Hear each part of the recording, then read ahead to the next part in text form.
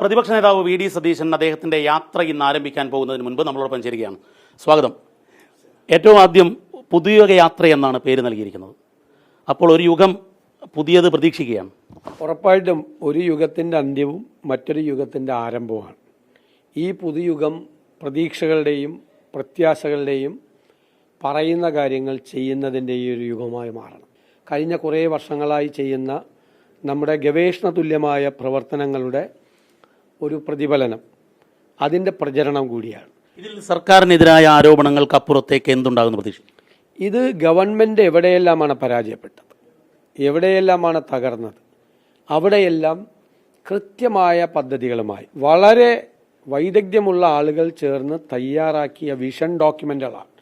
അതിൻ്റെ പ്രായോഗികത, അതിൻ്റെ നിയമപരമായ വശം, അതിൻ്റെ സാമ്പത്തിക വശം എല്ലാം പരിശോധിച്ച് കേരളത്തിൽ അത് നടപ്പാക്കാൻ പറ്റും എന്ന് 100% ഉറപ്പുള്ള സ്വപ്നതുല്യ പദ്ധതികളാണ്. ഭരണം കിട്ടുമെന്ന് ഏറെക്കുറെ ഉറപ്പിച്ചാണ് ഈ പദ്ധതികൾ പോകുന്നത്.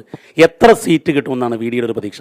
5 വർഷം പ്രതിപക്ഷത്തെ നയിച്ചൊരു അനുഭവ സമ്പത്തിൽ 100-ലധികം സീറ്റ് കിട്ടുമെന്ന 110 പിണറായി അവിടെ പറഞ്ഞിട്ടുണ്ട്. അല്ല, അത് പറഞ്ഞോട്ടെ, അത് അദ്ദേഹത്തിന് പറയാൻ. അദ്ദേഹത്തിന് ഞാൻ 100 എന്ന് പറയുമ്പോൾ മുഖ്യമന്ത്രിക്ക് 90 എന്ന് പറയാൻ പറ്റുമോ? അതെനിക്ക് അതിൽ കൗതുകമൊന്നുമില്ല. ഇതൊക്കെ പറയുമ്പം വി ഡി ഒരു മുഖ്യമന്ത്രി ആയതുപോലെയുള്ള ഒരു പ്രതീതി, ഒരു ആത്മവിശ്വാസം കാണുന്നു.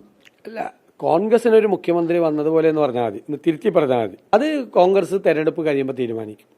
പാർട്ടി തെരഞ്ഞെടുപ്പ് കഴിയുമ്പോൾ അത് ഞങ്ങളോട് എല്ലാവരോടും പറഞ്ഞിട്ടുണ്ട്. അത് കഴിയുമ്പോൾ പരമ്പരാഗതമായി കോൺഗ്രസ് പാർലമെൻ്ററി പാർട്ടി ലീഡറെ തിരഞ്ഞെടുക്കുന്ന ഒരു സിസ്റ്റമുണ്ട്. ആ സിസ്റ്റത്തിൽ ആൾ വരും. അതല്ല പ്രശ്നം.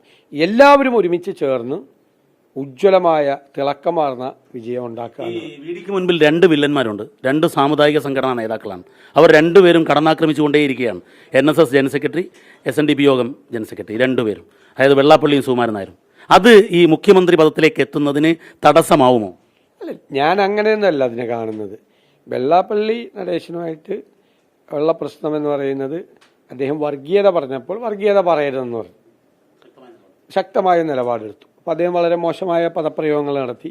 ഞാൻ അവർക്ക് 2 പേർക്കെതിരായിട്ടും മോശമായ ഒരു പദപ്രയോഗവും ഇതുവരെ നടത്തിയിട്ടില്ല.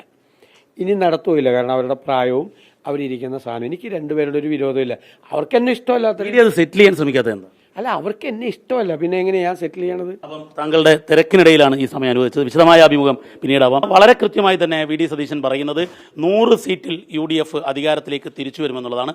മുഖ്യമന്ത്രി ആരെന്ന് പിന്നെ തീരുമാനിക്കുന്നുള്ളത്. Thank you.